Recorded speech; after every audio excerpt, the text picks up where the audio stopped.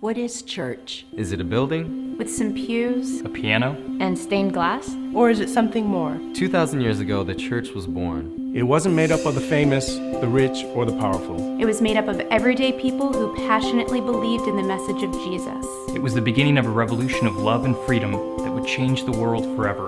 In 369 AD, the church built the first hospital. As a place to care for those who cannot care for themselves. Today, the church is the largest single provider of healthcare in history. The church was the first to stand up for the rights of children, creating the first and largest orphanage system in the world. 100 out of the first 110 universities in America Were founded as Christian institutions. Places like Harvard, Dartmouth. Yale, And Princeton. Much of the world's greatest art architecture, Literature. and music has been shaped by the church. But the impact of the church isn't just ancient history. Today, the church is stronger than ever. And continues to impact every corner of the world.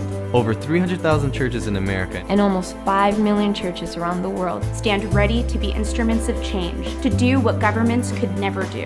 Every day, the church brings food and fresh water to millions of people across the world.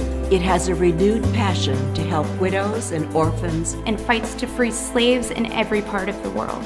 It stands ready as a first responder on the scene to provide relief for victims of disaster. The ripple of Jesus' impact can be clearly seen and felt in the church today. And it's made up of people like me and you.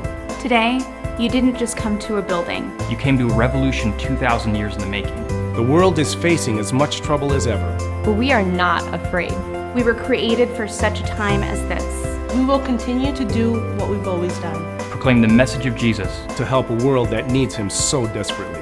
welcome. Welcome. Welcome. Welcome to church.